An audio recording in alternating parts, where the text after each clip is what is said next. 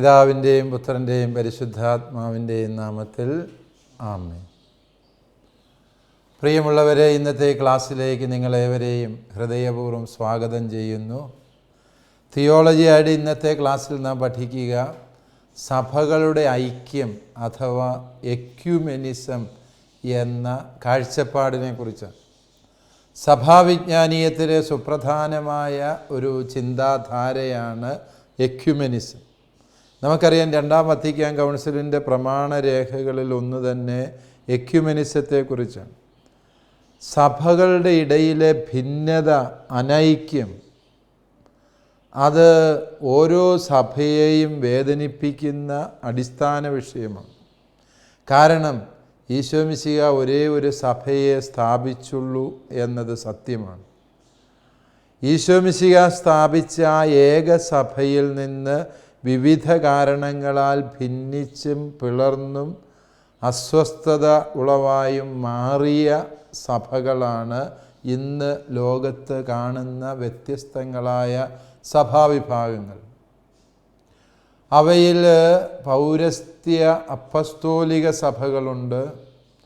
അതുപോലെ തന്നെ പാശ്ചാത്യ സഭയിലെ പ്രൊട്ടസ്റ്റൻ്റ് വിഭാഗങ്ങളുണ്ട്. സുവിശേഷാത്മക സഭകളെന്ന് പറയപ്പെടുന്ന ഇവാഞ്ചലിക്കൽ ചർച്ചുകളുണ്ട്. പെൻ്റക്കോസ്റ്റൽ പ്രസ്ഥാനങ്ങൾ ഉണ്ട്. ഇവയെല്ലാറ്റിനെയും പരിഗണിക്കുമ്പോൾ എത്ര സഭയുണ്ട് ആകെ എന്ന് ചോദിച്ചാൽ, സഭ എന്ന് പറഞ്ഞാൽ എന്ത് എന്നുള്ള ഒരു നിർവചനം വ്യക്തമായി മനസ്സിലാക്കിയെങ്കിൽ മാത്രമേ എത്ര സഭകളുണ്ട് എന്ന ചോദ്യത്തിന് പ്രസക്തിയുള്ളൂ. എല്ലാവരും തങ്ങളെ തന്നെ സഭകളായിട്ട് അവതരിപ്പിക്കാൻ വേണ്ടി ശ്രമിക്കുമ്പോൾ ആരാണ് ഒരു സഭയുടെ യഥാർത്ഥ ലക്ഷണങ്ങൾ ഉൾക്കൊള്ളുന്ന വിഭാഗം എന്നുള്ളതിനെക്കുറിച്ചുള്ള ചർച്ചയും പ്രസക്തമാണ്. ഈശോ മിശിഹായുടെ വലിയ സ്വപ്നം തന്നിൽ വിശ്വസിക്കുന്ന, തന്നെ രക്ഷകനും നാഥനുമായി സ്വീകരിക്കുന്ന എല്ലാവരും ഒരു മനസ്സോടെ ജീവിക്കണം എന്നുള്ളതായിരുന്നു. ഒരു ഇടയനും ഒരു തൊഴുത്തും, അതാണ് ഈശോ മിശിഹായുടെ സ്വപ്നം. ഈ തൊഴുത്തിൽ പെടാത്ത ആടുകളെയും കൂടി കൂട്ടിക്കൊണ്ടുവരാൻ ഈശോ ഈ തൊഴുത്തിലെ ആടുകളെ ആഹ്വാനം ചെയ്യുന്നു. പക്ഷേ നമുക്കറിയാം, ഈശോ മിശിഹായുടെ ഈ സ്വപ്നം സാക്ഷാത്കരിക്കപ്പെടാതെ നിലകൊള്ളുകയാണ്. അത് സാക്ഷാത്കരിക്കാനുള്ള ശ്രമങ്ങൾ കാര്യമായി നടക്കുന്നില്ല എന്ന് മാത്രമല്ല, ആ സാക്ഷാത്കാരത്തിന് വിരുദ്ധമായിട്ടുള്ള മനോഭാവങ്ങൾ വർത്തമാനമായി കൊണ്ടിരിക്കുന്നു എന്നുള്ളതാണ് ഏറ്റവും ദുഃഖകരമായ സത്യം. സഭകൾ തമ്മിലുള്ള ഈ പിളർപ്പും അസ്വസ്ഥതയും കലഹവും ആത്യന്തികമായി സഭകളുടെ സുവിശേഷ മുന്നേറ്റത്തെ, പ്രേക്ഷിത പ്രവർത്തനങ്ങളെ ഏറ്റവും ദോഷകരമായി ബാധിക്കുന്നുണ്ട് എന്ന് നമുക്കേവർക്കും അറിവുള്ളതാണ്. കേരളത്തിലെ ക്രൈസ്തവരായി നമുക്ക് തന്നെ അറിയാം, ഈ കേരളത്തിൽ വിവിധങ്ങളായ സഭാവിഭാഗങ്ങളുണ്ട്. ആളെണ്ണം കൊണ്ട് നോക്കിയാൽ കത്തോലിക്ക സഭാവിഭാഗങ്ങളാണ് കൂടുതലുള്ളത്. റോമൻ കത്തോലിക്ക സഭയിൽപ്പെട്ട 3 റീത്തുകൾ തന്നെ കേരളത്തിലുണ്ട്. സീറോ മലബാർ, ലത്തീൻ റീത്ത്, സീറോ മലങ്കര റീത്ത് എന്ന് 3 റീത്തുകൾ തന്നെ കേരളത്തിലുണ്ട്.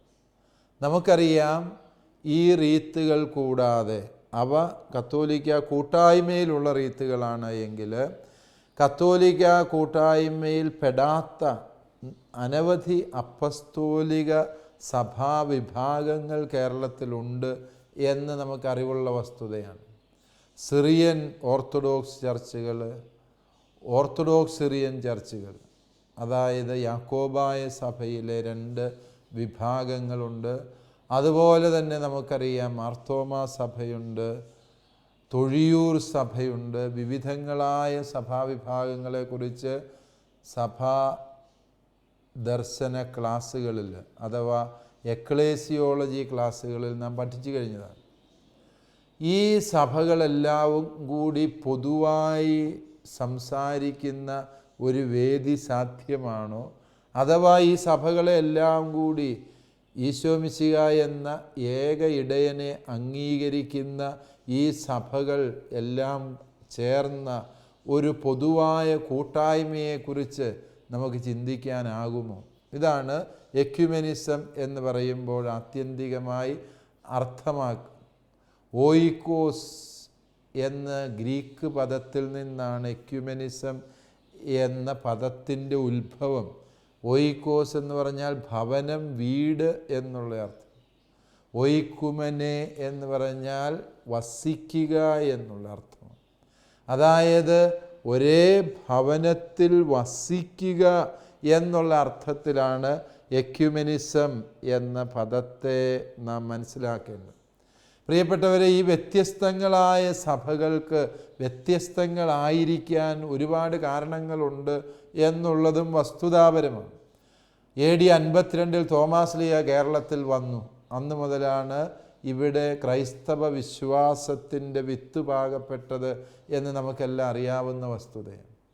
ഈ മാർത്തോമാ ക്രിസ്ത്യാനികൾ എന്ന പേരിൽ AD 52 മുതൽ വളർന്നു വന്ന ഒരു സഭാവിഭാഗം വലിയ പ്രതിസന്ധികളും പ്രശ്നങ്ങളുമൊന്നുമില്ലാതെ, കൂട്ടായ്മയ്ക്ക് വലിയ ഭംഗമൊന്നും വരുത്താതെ ഇവിടെ നിലകൊണ്ടിരുന്നു എന്നുള്ളത് സത്യമാണ്. എന്നാൽ ഈ കൂട്ടായ്മയിൽ പേർഷ്യൻ മെത്രാന്മാരുടെ ആഗമനം സംഭവിച്ചിട്ടുണ്ട്.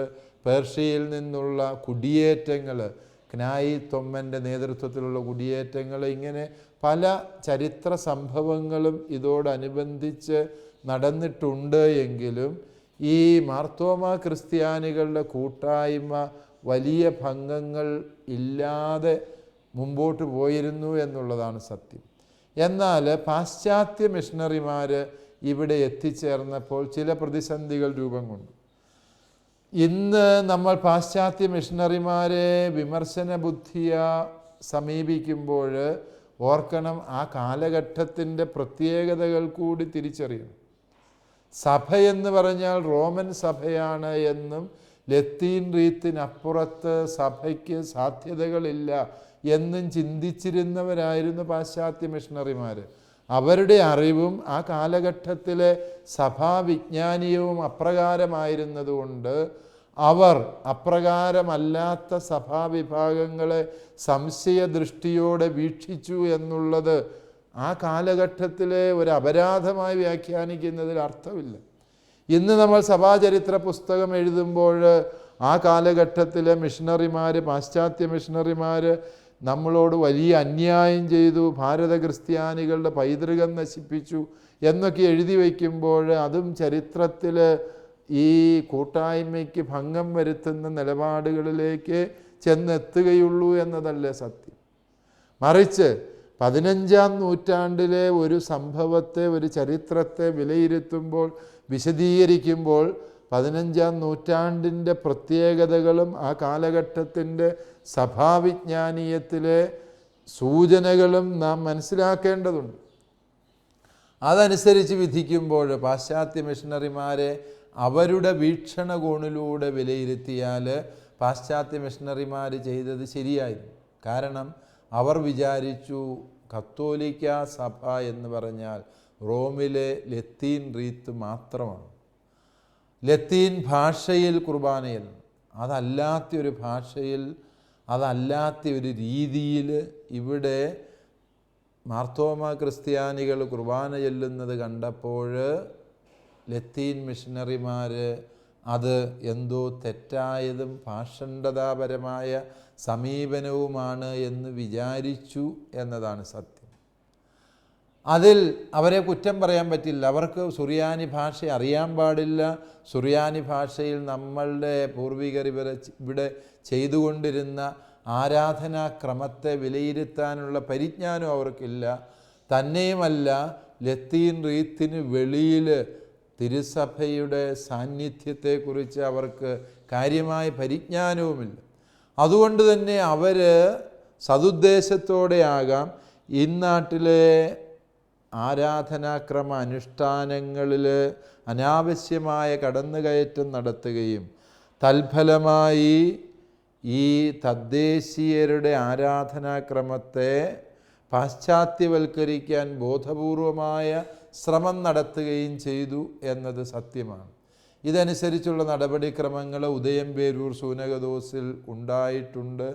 അതേ തുടർന്നുള്ള പരിഷ്കരണങ്ങളിലും സംഭവിച്ചിട്ടുണ്ട്. ഇതെല്ലാം വലിയ ഭിന്നതയ്ക്ക് കാരണമായി. ഇതാണ് 1653 പ്രസിദ്ധമായ കൂനൻ കുരിശ് സത്യത്തിന് വഴിതെളിച്ചത് എന്ന് നമുക്കറിയാം. കൂനൻ കുരിശ് സത്യത്തിലൂടെ പാശ്ചാത്യ മിഷണറിമാരുടെ മേൽക്കോയ്മയെ അംഗീകരിക്കില്ല എന്ന കർക്കശമായ നിലപാട് ഇന്നാട്ടിലെ തദ്ദേശീയ ക്രൈസ്തവർ സ്വീകരിച്ചപ്പോഴും അവർ റോമാ മാർപ്പാപ്പായെ തള്ളിപ്പറയാനോ റോമൻ വിശ്വാസത്തിൽ നിന്ന് അകന്നു പോകാനോ അല്പം പോലും താല്പര്യപ്പെട്ടിരുന്നില്ല എന്നുള്ളതാണ് സത്യം. എന്നാൽ കാലാന്തരത്തിൽ ആ കാലഘട്ടത്തിലെ വാർത്താ വിതരണ സംവിധാനങ്ങളുടെ അപര്യാപ്തത മൂലവും സഭാവിജ്ഞാനീയത്തിലെ അപര്യാപ്തത മൂലവും വിവിധ വിഭാഗങ്ങളിലായിട്ടാണ് കൂനൻ കുരിശ് സത്യത്തിലൂടെ കൂട്ടായ്മയിൽ നിന്ന് അകന്നുപോയവർ വിവിധ റീത്തുകളിൽ വ്യത്യസ്ത പാരമ്പര്യങ്ങളിൽ ചെന്നെത്തി എന്നുള്ളതും ചരിത്രപരമായ വസ്തുതയാണ്. അവയെ ഒന്നും ഈ 21-ാം നൂറ്റാണ്ടിൽ നിന്നുകൊണ്ട് അത് ശരിയായിരുന്നു ഇത് തെറ്റായിരുന്നു എന്ന് ഇന്ന് നമ്മൾ വിലയിരുത്തുന്നതിൽ അവർക്ക് അബദ്ധം പറ്റി ഇവർക്ക് അബദ്ധം പറ്റി അല്ലെങ്കിൽ ഇന്ന കൂട്ടർക്ക് തെറ്റുപറ്റിയില്ല എന്നൊക്കെ 21-ാം നൂറ്റാണ്ടിൻ്റെ ദർശനപരതയിൽ നിന്ന് നമ്മൾ വിലയിരുത്തുമ്പോൾ അത് അടിസ്ഥാനരഹിതമായ നിഗമനങ്ങളിൽ എത്തിച്ചേരുകയുള്ളൂ. മറിച്ച് മനുഷ്യൻ ജീവിക്കുന്നത് അവൻ്റെ സാഹചര്യങ്ങളിലാണ് എന്നുള്ളത് സത്യമാണ്. സാഹചര്യങ്ങളുടെ പ്രാതികൂല്യം മനുഷ്യനെ വ്യത്യസ്തമായി ചിന്തിക്കാൻ പ്രേരിപ്പിക്കും. അവൻ്റെ വിശ്വാസത്തെയും മൂല്യബോധത്തെയും പോലും പുനർവിചിന്തനത്തിന് പ്രേരിപ്പിക്കുന്ന സാഹചര്യങ്ങളുടെ സമ്മർദ്ദമുണ്ട്. മനുഷ്യൻ സാഹചര്യങ്ങളുടെ അടിമയല്ല, മനുഷ്യന് സ്വതന്ത്രമായി തീരുമാനമെടുക്കാം എന്നൊക്കെയുള്ള ധാർമ്മിക തത്വങ്ങളെ നമ്മൾ മുറുകെ പിടിക്കുമ്പോഴും നമുക്കറിയാം ഈ സാഹചര്യങ്ങൾ നമ്മുടെ കാഴ്ചപ്പാടുകളിൽ വരുത്തുന്ന വ്യത്യസ്തമായ സ്വാധീനങ്ങൾ അത് വ്യക്തികൾക്കനുസരിച്ചും വ്യത്യസ്തമാകുന്നു എന്നുള്ളതും സത്യമാണ്.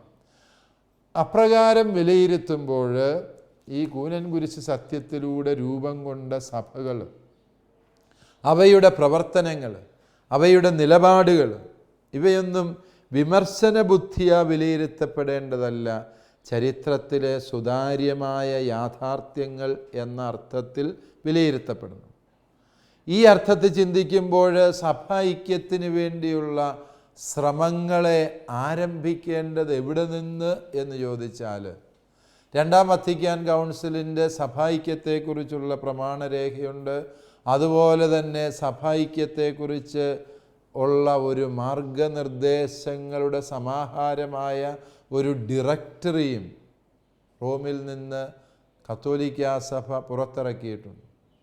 കത്തോലിക്കാ സഭയിൽ നിന്ന് വിവിധ കാരണങ്ങളാൽ വിവിധ നൂറ്റാണ്ടുകളിൽ പിളർന്നുപോയ സഭാ വിഭാഗങ്ങളെ കൂട്ടായ്മയിലേക്ക് തിരിച്ചു കൊണ്ടുവരുവാൻ റോമൻ സഭ മാർപ്പാപ്പായുടെ നേതൃത്വത്തിൽ നിതാന്ത ജാഗ്രതയോടെ പ്രതിജ്ഞാബദ്ധമായ പ്രതിബദ്ധത പുലർത്തുന്നുണ്ട് എന്നുള്ളത് സത്യമാണ്. അതുകൊണ്ട് തന്നെ വിവിധ സഭകളുമായി കൂട്ടായ്മയിൽ എത്തിച്ചേരാൻ കത്തോലിക്കാ സഭയ്ക്ക് കഴിഞ്ഞിട്ടുണ്ട് എന്നുള്ളതും വസ്തുതാപരമാണ്. ചില കൂട്ടായ്മകളുടെ ശ്രമങ്ങൾ പകുതി വഴി എത്തിയതേ ഉള്ളൂ എന്നുള്ളതും വസ്തുതാപരമാണ്. അന്ത്യോക്യൻ പാത്രിയാർക്കീസായ സക്കാപ്രഥമൻ ബാവായുമായി ജോൺ പോൾ രണ്ടാമൻ മാർപ്പാപ്പ നടത്തിയ കൂടിക്കാഴ്ചയും അവർ ഒപ്പുവെച്ച ചില ഉടമ്പടികളും നടപടികളും അതിൻ്റെ അനന്തരഫലങ്ങൾ കേരളത്തിൽ പോലും പ്രതിഫലിച്ചിട്ടുണ്ട് എന്ന് നമുക്കറിയാം. അന്ത്യോക്യൻ സിംഹാസനത്തിൻ്റെ കേരളത്തിലെ പിന്തുടർച്ചക്കാരായ യാക്കോബായ സഭാവിഭാഗങ്ങളുമായി കത്തോലിക്കർക്ക് വിവാഹബന്ധത്തിൽ ഏർപ്പെടാമെന്നുള്ള നിയമ വ്യവസ്ഥിതി നിലവിൽ വന്നത് തന്നെ റോമിൽ സക്കാപ്രഥമൻ ബാവായും ജോൺ പോൾ രണ്ടാമൻ മാർപ്പാപ്പയും തമ്മിൽ നടത്തിയ കൂടിക്കാഴ്ചയുടെ ഫലമാണ്. അതായത് അധികാരികൾ മേലേത്തട്ടിലുള്ളവർ കൂട്ടായ ഒരു തീരുമാനമെടുക്കുമ്പോൾ സഭയിലെ പിളർപ്പുകൾ മാറുന്നു, കൂട്ടായ്മയുടെ വലിയ ഒരു വാതിൽ തുറന്നു കിട്ടുന്നു എന്നുള്ളതിൻ്റെ ഏറ്റവും ദൃശ്യമായ സാക്ഷ്യമാണ്. ഈ ഒരു ഉടമ്പടി പത്രം ഒപ്പുവെച്ച ശേഷം കേരളത്തിൽ തന്നെ കത്തോലിക്കരും യാക്കോബായ സഭാവിഭാഗങ്ങളും തമ്മിലുള്ള എത്രയോ വിവാഹങ്ങൾ നടന്നു. അവരൊക്കെ എത്രയോ കൂട്ടായ്മയിൽ കുടുംബജീവിതം നയിക്കുന്നു. ഈ കുടുംബ ബന്ധങ്ങളിലൂടെ, വിവാഹബന്ധത്തിലൂടെ ആ സഭകൾ തമ്മിലുള്ള ഐക്യം എത്രമേൽ ആഴപ്പെട്ടു എന്നൊക്കെ ഉള്ളതിന് നാം എല്ലാവരും അനുഭവസ്ഥരാണ്. അതുകൊണ്ട് പ്രിയപ്പെട്ടവരെ, അടുക്കാൻ മേലാത്ത വിധത്തിൽ അകന്നു പോയവരാണ് നമ്മൾ ഈ സഭാവിഭാഗങ്ങൾ എന്നുള്ള ധാരണ തെറ്റാണ് എന്നുള്ളതിൻ്റെ ഏറ്റവും പ്രകടമായ സാക്ഷ്യം കേരളത്തിൽ തന്നെ ഇന്ന് നിലവിലുള്ള ഈ ധാരണകളാണ് എന്ന് നാം തിരിച്ചറിയും. അതുകൊണ്ട് സമാനമായ ഒരു ഉടമ്പടി വ്യവസ്ഥയിൽ ഇവിടുത്തെ മെത്രാൻ കക്ഷിയുമായിട്ട് ഉടമ്പടിയിൽ ഏർപ്പെട്ട് കഴിഞ്ഞാൽ നമുക്കറിയാം ഈ തരത്തിലുള്ള വിവാഹ നടപടിക്രമങ്ങൾ കത്തോലിക്ക സഭയുമായി സാധ്യമാണ്. അതിനുള്ള ചർച്ചകളും നടപടിക്രമങ്ങളും നടന്നുകൊണ്ടേയിരിക്കുകയാണ്. അതുകൊണ്ട് നാം എല്ലാവരും ഒന്നിക്കുന്ന ആ നല്ല നാളെയെക്കുറിച്ചുള്ള സ്വപ്നങ്ങൾ കണ്ടു തുടങ്ങാൻ സമയമായി എന്നാണ് ഈ ക്ലാസ്സിലൂടെ എനിക്ക് ഈ കേരള സഭയിലെ വിവിധ റീത്തുകളിലായിട്ടുള്ള വിശ്വാസികളോട്, വിവിധ സഭാവിഭാഗങ്ങളിലായിട്ടുള്ള വിശ്വാസികളോട് അഭ്യർത്ഥിക്കാനുള്ളത്. കാരണം നാം ഭിന്നിച്ച് നിൽക്കുന്നതിലൂടെ പരാജയപ്പെടുന്നത് സുവിശേഷം മാത്രം, വിജയിക്കുന്നത് സുവിശേഷത്തിൻ്റെ ശത്രുക്കൾ മാത്രം. നമ്മെ ഭിന്നതയിൽ നിലനിർത്താൻ ആഗ്രഹിക്കുന്ന സാത്താൻ്റെ പദ്ധതികൾ മാത്രമാണ് ഈ ഭിന്നതയിലൂടെ വിജയിക്കുന്നത് എന്ന തിരിച്ചറിവ് എല്ലാ സഭാവിശ്വാസികൾക്കും സഭാ നേതാക്കൾക്കും ആവശ്യമുള്ള വസ്തുതയാണ് എന്ന് മനസ്സിലാക്കണം.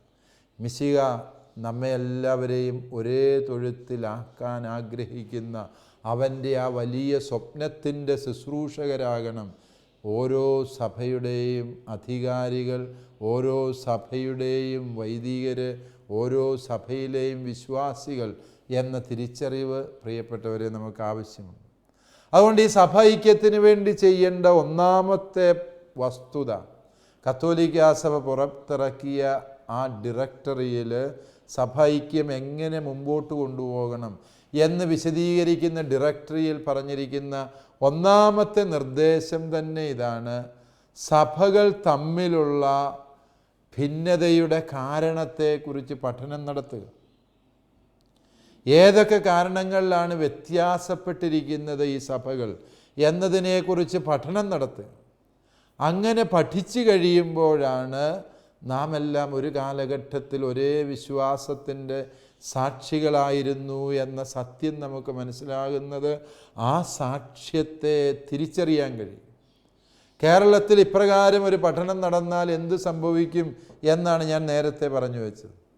അതായത് ഇപ്രകാരം ഒരു പഠനം, കൂട്ടായ പഠനം, ഇവിടുത്തെ കത്തോലിക്ക വിഭാഗങ്ങളും ഓർത്തഡോക്സുകാരും യാക്കോബായക്കാരും മാർത്തോമാക്കാരും തൊഴിയൂർ സഭക്കാരും അതുപോലെ വിവിധ ഇതര സഭകളും ഒന്നുചേർന്ന് നടത്തിയാൽ അവർക്ക് മനസ്സിലാകുന്ന ഒരു വലിയ സത്യമുണ്ട്. ഭിന്നിച്ച് നിൽക്കുന്നതിനേക്കാളും കൂടുതൽ കാരണങ്ങൾ ഒന്നിച്ച് നിൽക്കാനുള്ള സഭയാണ് കേരളത്തിലെ വിവിധ സഭകളും. കാരണം ഈ ഭിന്നതകൾ ഈ സഭയിൽ ആരംഭിച്ചിട്ട് 4-5 നൂറ്റാണ്ടേ ആയിട്ടു. വിവിധ സഭകളിൽ നോക്കിയാൽ പരമാവധി 5 നൂറ്റാണ്ടിൻ്റെ അകലമേ ഈ ഭിന്നതകൾക്കുള്ളൂ. അതേസമയം 1-ാം നൂറ്റാണ്ട് മുതൽ 16-ാം നൂറ്റാണ്ട് വരെ, 17-ാം നൂറ്റാണ്ട് വരെയും ഒരുമിച്ച് നിന്നതിൻ്റെ ചരിത്രം ഈ സഭകൾക്കുണ്ട്. അതുകൊണ്ട് ഈ ഡയറക്ടറി മുന്നോട്ട് വയ്ക്കുന്ന നിർദ്ദേശം വളരെ പ്രസക്തമാണ് എന്ന് ഞാൻ വിചാരിക്കുന്നു. നാം എല്ലാവരും ഓരോരുത്തരും അവരുടെ സഭയുടെ മഹത്വം പറഞ്ഞുകൊണ്ടിരിക്കാതെ എന്താണ് നമുക്ക് പൊതുവായിട്ടുള്ളത് എന്നുള്ളതിനെക്കുറിച്ച് വസ്തുതാപരമായൊരു പഠനം നടത്തുമ്പോൾ നമുക്ക് തിരിച്ചറിയാൻ കഴിയും ഈ സഭകൾ തമ്മിലുള്ള വിശ്വാസത്തിലെ അന്തരം വളരെ പരിമിതമായ മേഖലകളിലേ ഉള്ളൂ എന്ന് എല്ലാവരും വിശുദ്ധ ബൈബിൾ അംഗീകരിക്കുന്നു. ബൈബിളിലെ പുസ്തകങ്ങളുടെ എണ്ണത്തെക്കുറിച്ച് ഒരുപക്ഷെ പാശ്ചാത്യ അകത്തോലിക്ക സഭകൾക്ക് അഭിപ്രായാന്തരമുണ്ടാകാം. അതല്ല എങ്കിൽ കൂദാശകളെക്കുറിച്ച്, അതല്ല എങ്കിൽ സഭയുടെ വിശ്വാസ പ്രമാണത്തെക്കുറിച്ച്, ഇവയൊന്നും തമ്മിൽ കാര്യമായ ഒരു അന്തരവുമില്ല എന്നുള്ളതാണ് വസ്തുതാപരമായ സത്യം. കാരണം ആദ്യത്തെ സൂനകദോസുകൾ, നിഖ്യ, കോൺസ്റ്റാന്റിനോപ്പിൾ സൂനകദോസുകളുടെ വിശ്വാസ പ്രമാണത്തെ അംഗീകരിക്കുന്നവരാണ് ഈ സഭകളെല്ലാം എന്ന് തിരിച്ചറിയുമ്പോൾ തന്നെ പ്രിയപ്പെട്ടവരെ, നമുക്ക് ഐക്യപ്പെടാനുള്ള വേദി എത്രയോ വലുതാണ് എന്ന് തിരിച്ചറിയാൻ കഴിയും. പലപ്പോഴും ഈ ഒരു ഐക്യത്തിൻ്റെ പാതയെക്കുറിച്ച് ചിന്തിക്കാതെ വ്യത്യാസങ്ങളെക്കുറിച്ച് മാത്രം ചിന്തിക്കുന്നു. അതുകൊണ്ട് ഒരുപക്ഷെ നമ്മൾ വിശ്വാസികൾക്ക് ഈ കൂട്ടായ്മയിൽ പ്രവർത്തിക്കാൻ പൊതുവായ പഠന പദ്ധതികൾ ആവശ്യമാണ്. ശാലോം ടെലിവിഷനിലും ആൽഫ ഇൻസ്റ്റിറ്റ്യൂട്ടും ചേർന്ന് നടത്തുന്ന ഈ തിയോളജിയായുടെ തന്നെ പഠന പദ്ധതിയിൽ പ്രവർത്തിക്കുന്ന അല്ലെങ്കിൽ പഠിച്ച പല വൈദികരുണ്ട്. യാക്കോബായ സഭയിൽ നിന്നുണ്ട്, ഓർത്തഡോക്സ് സഭയിൽ നിന്നുണ്ട്, വിശ്വാസികളുണ്ട്. അവരോട് ഞാൻ പലപ്പോഴും ചോദിച്ചിട്ടുണ്ട്, നമ്മൾ ഈ ദൈവശാസ്ത്രം പഠിക്കുമ്പോൾ, ഞാൻ ഒരു കത്തോലിക്ക വൈദികനായതുകൊണ്ട് കത്തോലിക്ക ദൈവശാസ്ത്രം പഠിപ്പിച്ചപ്പോൾ നിങ്ങൾക്ക് അതെന്തെങ്കിലും വ്യത്യാസപ്പെട്ടതായി തോന്നി? വാസ്തവത്തിൽ ആ വൈദികർ പലരും പങ്കുവച്ചത്, അടിസ്ഥാനപരമായി ഇതാണ് കത്തോലിക്കർ പഠിപ്പിക്കുന്ന ദൈവശാസ്ത്രം എങ്കിൽ അത് സ്വീകരിക്കാൻ ഒരു മടിയുമില്ല എന്ന് ഈ കോഴ്സ് കഴിഞ്ഞപ്പോഴാണ് ഞങ്ങൾക്ക് മനസ്സിലായത് എന്ന് ഇതിൻ്റെ BTHലും MDHലുമൊക്കെ ബിരുദം നേടിയ ഇതര സഭകളിലെ വൈദികർ പറയുന്നു. അടിസ്ഥാനപരമായി കാനൻ നിയമത്തിൻ്റെ ചില ക്ലാസ്സുകളിലോ അതല്ല എങ്കിൽ ലിറ്റർജി, ആരാധനാക്രമ അനുഷ്ഠാനത്തിൻ്റെ മേഖലയിൽ, അതും കത്തോലിക്ക പാരമ്പര്യത്തിൽ അന്ത്യോക്യൻ ആരാധനാക്രമം ഉള്ളതുകൊണ്ട് അവയിലും വ്യത്യാസങ്ങളില്ല എന്ന് ആ വൈദികർ സാക്ഷ്യപ്പെടുത്തുകയുണ്ട്. അവരുടെയും കൂടി അനുഭവത്തിൻ്റെ പിൻബലത്തിൽ എനിക്ക് ആത്മാർത്ഥമായിട്ട് പറയാൻ പറ്റും, ഇപ്രകാരമുള്ള പൊതുവായ പഠന പദ്ധതികൾ വേണം എന്ന ഈ ഡയറക്ടറിയുടെ നിർദ്ദേശം കേരള സഭയിൽ കൂട്ടായ്മ വളർത്താൻ ഏറ്റവും സഹായകമാണ്. കാരണം ഓരോരുത്തരും സ്വന്തം സഭയെക്കുറിച്ച് മാത്രം പഠിക്കുകയും ഇതര സഭയുടെ പ്രബോധനങ്ങളെ സംശയദൃഷ്ടിയോടെ വീക്ഷിക്കുകയും ചെയ്യുമ്പോൾ നമുക്ക് തിരിച്ചറിയാൻ പറ്റും ഈ ഭിന്നത വർദ്ധിച്ചുകൊണ്ടിരിക്കുന്നതേ ഉള്ളൂ. ഈ കോഴ്സിൻ്റെ ഭാഗമായി പഠിച്ച യാക്കോബായ വൈദികരും മാർത്തോമാ സഭക്കാരും ഒക്കെ പങ്കുവെച്ച ദൈവശാസ്ത്രപരമായ ആശയങ്ങൾ ഏറ്റവും സ്വീകാര്യമായതായി എനിക്കും അനുഭവപ്പെട്ടു. അതിൻ്റെ അർത്ഥം എന്താണ്? വസ്തുനിഷ്ഠമായി ദൈവശാസ്ത്രത്തെ, സഭാചരിത്രത്തെ പഠിച്ചു കഴിഞ്ഞാൽ നമുക്ക് ഭിന്നിച്ച് നിൽക്കാനുള്ള അവസരങ്ങളല്ല, ഒരുമിച്ച് നിൽക്കാനുള്ള വേദികളാണ് ഏറ്റവും കൂടുതൽ എന്ന് തിരിച്ചറിയാൻ കഴിയുന്നു എന്നുള്ളതാണ് സത്യം. രണ്ടാമതായി സഭ മുമ്പോട്ട് വയ്ക്കുന്ന ഒരു നിർദ്ദേശം എന്ന് പറയുന്നത്, നമുക്ക് എല്ലാ സഭകൾക്കും കൂടി സ്വീകാര്യമായ ഒരു ബൈബിൾ വിവർത്തനം ചെയ്യുന്നതിനെക്കുറിച്ച് എന്തുകൊണ്ട് ചിന്തിച്ചുകൂടും? എല്ലാ സഭകളിലും വിശുദ്ധ ഗ്രന്ഥത്തിൽ വളരെ ആഴത്തിലുള്ള പഠനം നടത്തിയ, ഇതിൻ്റെ മൂലഭാഷകളിൽ പഠനം നടത്തിയിട്ടുള്ള പണ്ഡിതരായ വൈദികരുണ്ട്. കത്തോലിക്ക സഭയിലുണ്ട്, ഓർത്തഡോക്സ് സഭയിലുണ്ട്, യാക്കോബായ സഭയിലുണ്ട്, മാർത്തോമാ സഭകളിലുണ്ട്. എല്ലാ വിഭാഗങ്ങളിലും ഇപ്രകാരമുള്ള വലിയ പണ്ഡിതന്മാരുണ്ട്.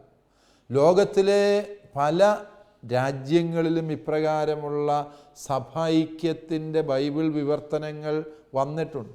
ഏറ്റവും വിഖ്യാതമായ വിവർത്തനം ഈ ഭിന്നതകളുടെ എല്ലാം വിളഭൂമി എന്ന് കരുതുന്ന ജർമ്മൻ സഭയിൽ ദി ഡോയിഷെ ഐൻഹൈറ്റ് യൂബർസെറ്റ്സും എന്ന പേരിൽ, അതായത് ജർമ്മൻ സഭൈക്യ വിവർത്തനം എന്നാണ് ആ പറഞ്ഞ ജർമ്മൻ വാക്കിൻ്റെ അർത്ഥം.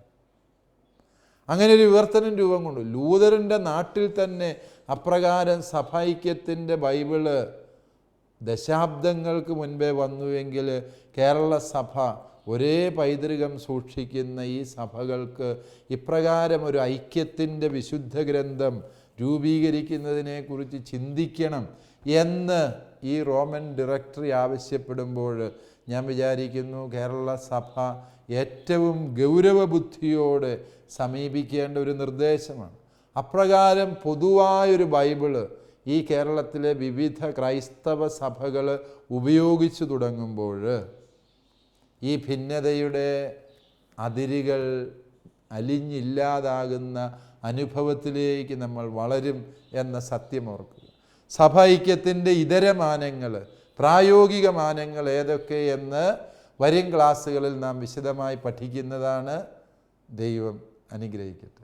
കോഴ്സുകളെക്കുറിച്ചുള്ള വിശദ വിവരങ്ങൾക്ക് the director, alpha institute of theology and science, Sandeshabhavan, post box number 70, Thalassery 670101. Telephone 0490 2344727, 2343 email alfix@gmail.com. Website www.alphathalassery.com. ഈ പ്രോഗ്രാമിനെ കുറിച്ചുള്ള അഭിപ്രായങ്ങളും നിർദ്ദേശങ്ങളും ഞങ്ങളെ അറിയിക്കുക. വിലാസം: the producer, Theologia, Shalom television, Peruvannamuzhi PO, Kozhikode 673-528. Phone 0496 266 4600.